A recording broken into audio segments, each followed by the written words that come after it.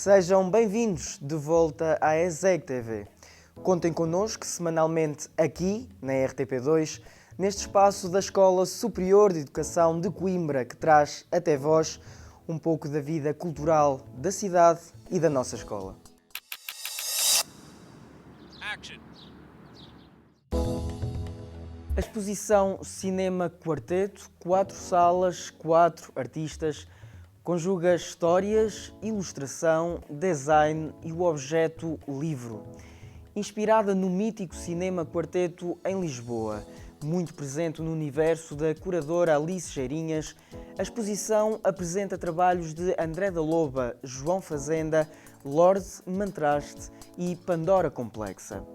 O desenho, a narrativa visual, a metáfora e percepções visuais fazem parte do argumento deste Cinema Quarteto, onde se evidenciam processos e metodologias artísticas de cada um que podem conhecer no Colégio das Artes até dia 7 de novembro.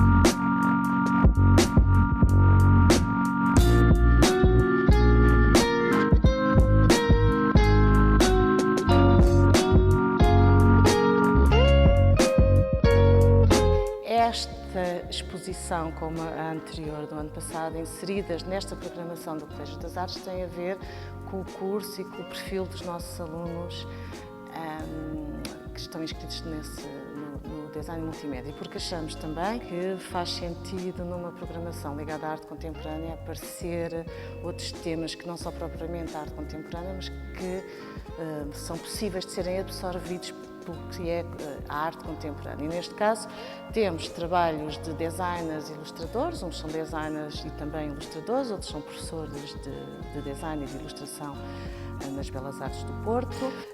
Uns podem ser mais comerciais do que outros, ter uma carreira mais conhecida, como o João Fazenda e o André da Loba, mas no fundo são pessoas que utilizam o desenho na sua prática e na sua metodologia.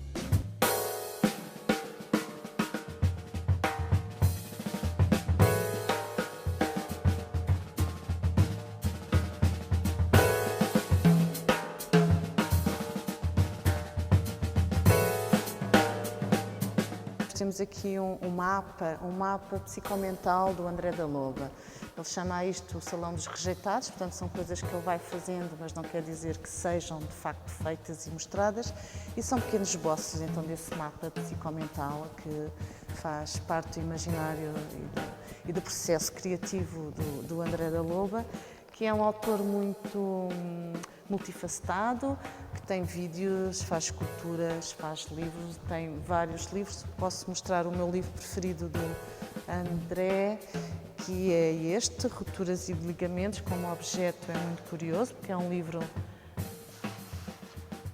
interativo, porque podemos conjugar o texto com as imagens que quisermos. Portanto, é o leitor que escolhe a imagem que vai conjugar com o poema, com o texto. E, portanto, é um livro muito curioso como objeto.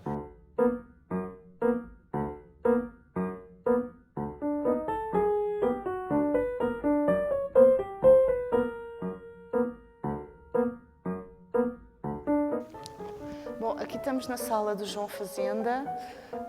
O João Fazenda selecionou desenhos entre 2010 até agora. Há aqui 2 blocos que dizem respeito a livros e temos o bloco do processo criativo do João Fazenda para o livro O Álbum Ilustrado a Dança, Prémio Nacional de Ilustração.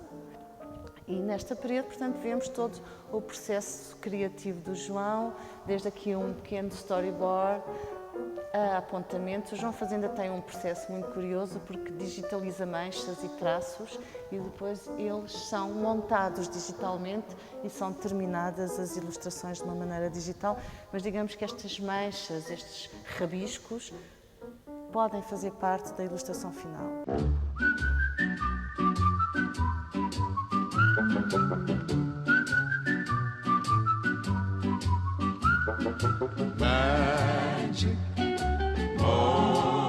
Então estamos na sala do Mantraste.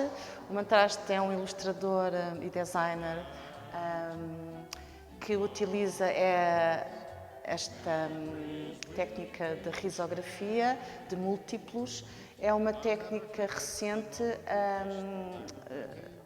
que faz a fusão entre o offset e a xerox, a fotocópia. E digamos que é uma técnica muito em voga agora. Quem faz livros, edições independentes, fanzines, porque é uma técnica barata e é uma técnica fácil, digamos assim, de se fazer múltiplos, não é? De se fazer edições pequenas e depois tem esse caráter meio plástico entre o offset e a xerox.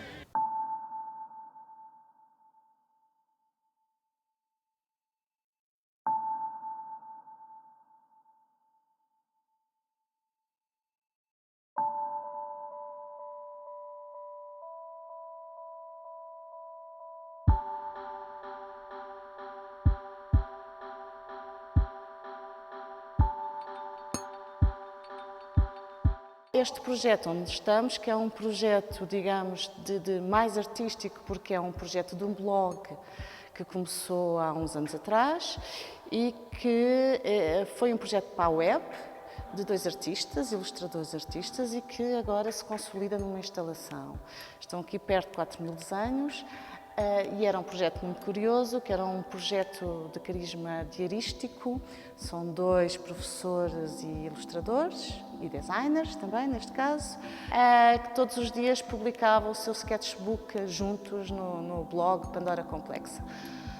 E aqui temos o resultado final desse projeto que já acabou em 2013, quando cada um deles chegou ao desenho 2000. Portanto, é um projeto com 4.000 desenhos.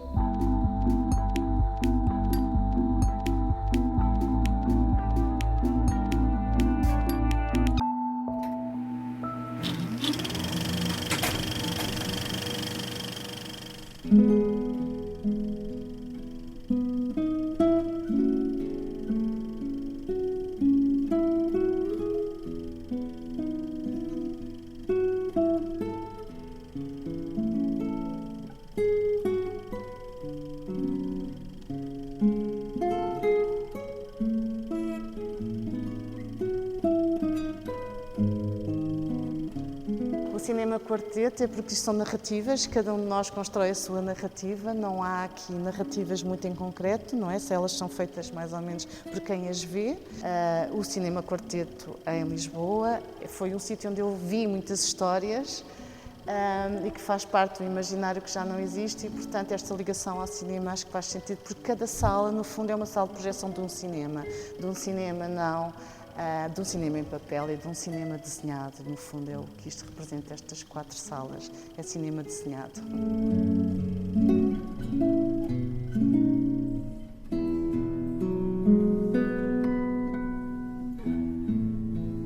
O que é que está por trás do livro? Quais são os bastidores do ilustrador? E é muito curioso podermos mostrar isso ao público e, sobretudo, aos nossos alunos e às pessoas que se interessam por estas áreas. É aquilo que está sempre invisível, não é? É aquilo que nós não temos acesso e que aqui podemos perceber o processo criativo de cada um e a metodologia.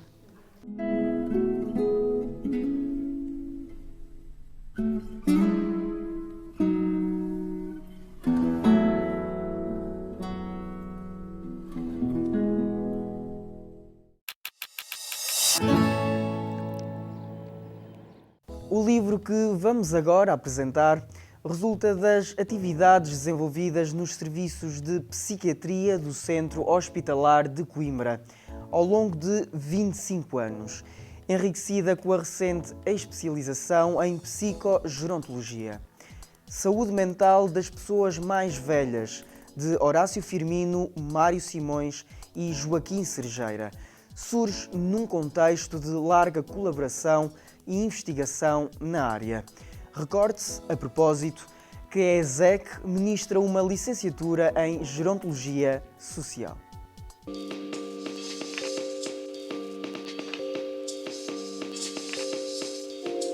Este livro resulta de um projeto que se iniciou há 25 anos. Na altura, com as dificuldades, era só eu a desenvolver a consulta de gerontopsiquiatria, mas pouco a pouco fui entusiasmando um conjunto de outros colaboradores que fizeram a sua aprendizagem connosco e que depois se enriqueceu quando foi possível obter a colaboração da Faculdade de Psicologia, Ciências e Educação da Universidade de Coimbra. E hoje a consulta de gerontopsiquiatria, ou melhor, a unidade, poderemos dizer que é um centro de formação de técnicos, quer de médicos, psiquiatras, mas também de psicólogos e outros profissionais interessados na temática do envelhecimento.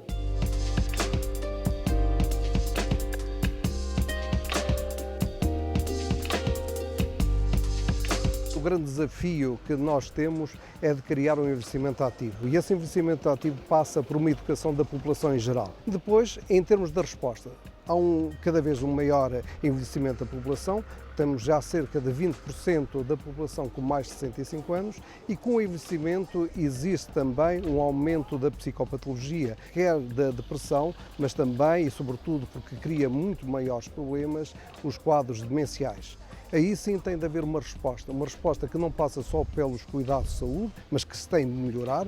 Temos de estar a fazer diagnósticos mais precoces. Quanto mais precoce fizermos o diagnóstico, melhor poderemos avançar com intervenções que não sejam só farmacológicas, não ser só cuidados em termos hospitalares, mas a integração com os cuidados primários e com os lares. Mas também temos a outra patologia, a patologia afetiva, que muitas vezes é negligenciada. Não é que seja mais frequente de populações mais jovens, mas quando surge tem um risco maior, por exemplo, de suicídio, porque quando uma pessoa mais velha tem ideias de suicídio, regra geral é um suicídio consumado, não apenas tentado como em franjas mais jovens.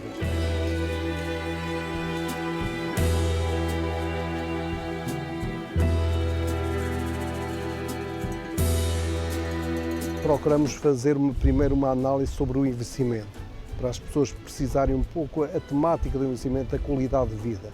Depois as bases neuropsicológicas, entender as modificações que se vão operando. Depois, como a fazer uma avaliação do doente ou da pessoa que apresenta doença. E temos aqui duas vertentes principais, a vertente médico-psiquiátrica e a vertente psicológica. E não esquecemos também um tema que ainda é, podemos dizer, negligenciado em Portugal, mas que penso no futuro vai ter um papel importante, que é a avaliação da capacidade testamentária e de decisão. Criar um maior rigor e uma maior defesa da capacidade de decisão da pessoa mais velha.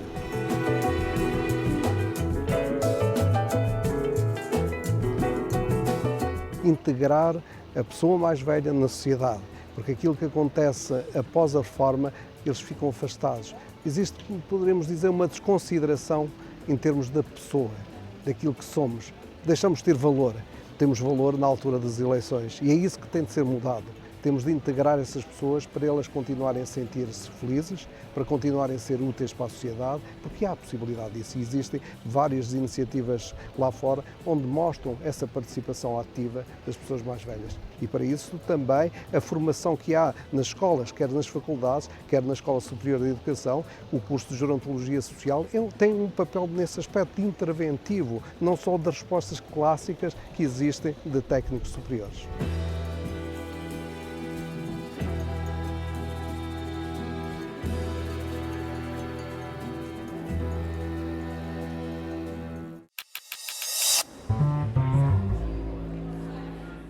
Bruno Pernadas apresentou o seu novo álbum, um trabalho inspirado na ideia que devemos reaver o que damos sem que nos seja pedido. Nesta viagem, em busca de uma relação entre a mitologia egípcia e o comportamento humano ocidental, o músico e compositor multi-instrumentista Bruno Pernadas foi acompanhado por vários músicos, naquele que foi o primeiro concerto da nova temporada do Teatro Académico de Gil Vicente.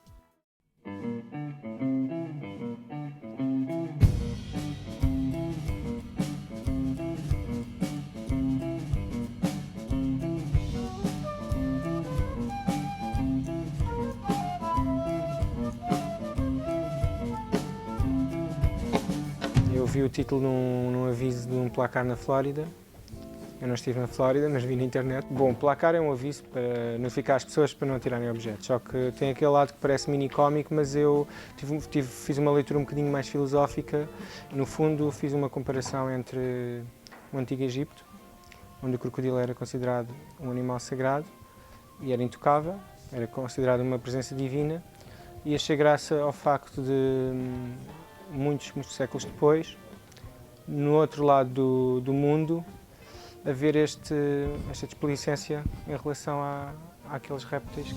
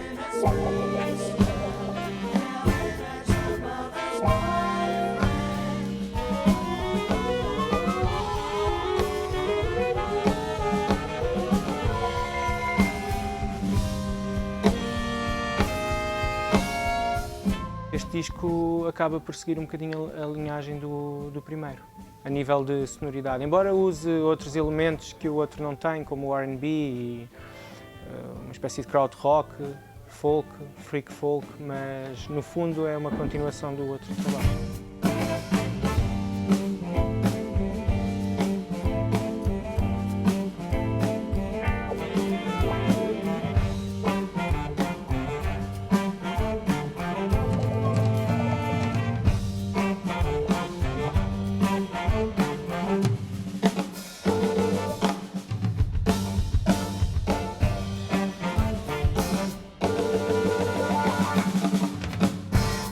O processo é natural, ou seja, eu quando estou a trabalhar numa música eu não sei muito bem o que é que vai acontecer, o que é que vai resultar das ideias, das primeiras ideias que surgem.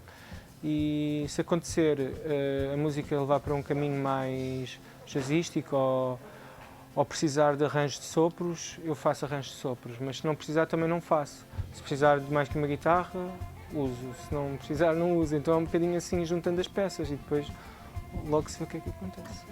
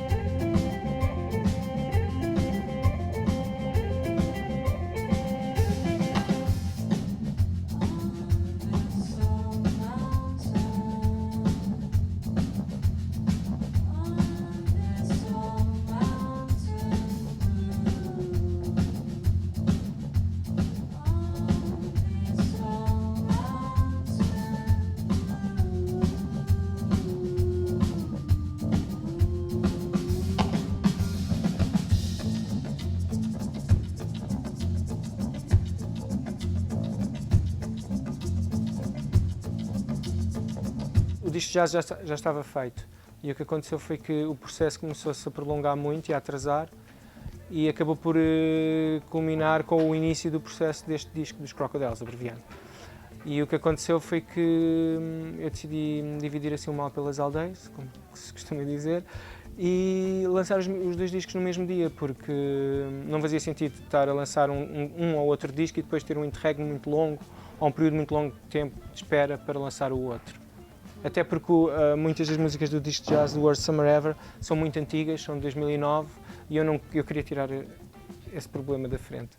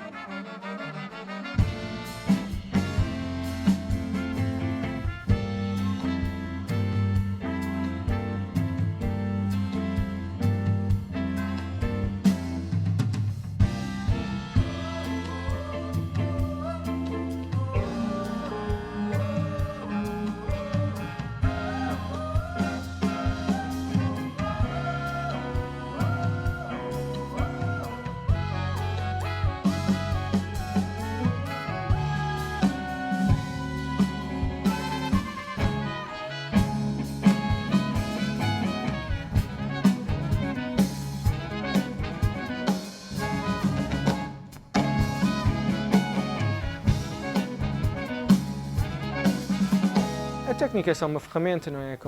É só uma ferramenta que nós trabalhamos enquanto estudantes de música.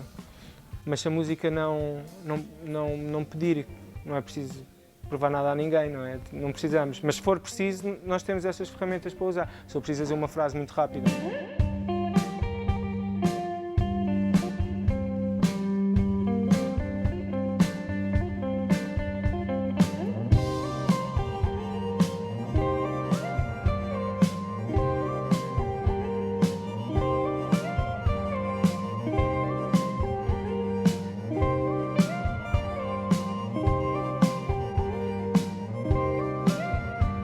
A promoção do disco foi numa altura muito delicada, porque foi em agosto e é um mês muito difícil para promover, porque mesmo a nível de imprensa, as pessoas estão de férias ou estão em festivais, então o início foi um bocadinho difícil para as pessoas começarem a ouvir a música. Até porque o concerto de estreia no Marimates, que foi no dia 13 de setembro, a maior parte das pessoas nunca tinham ouvido nada deste disco, ou só tinham ouvido um single ou dois. Mas como conheciam o outro trabalho anterior, foram mais por curiosidade e por expectativa. Então, aos poucos e poucos, as pessoas vão aceitando esta música e as reações têm sido positivas no geral.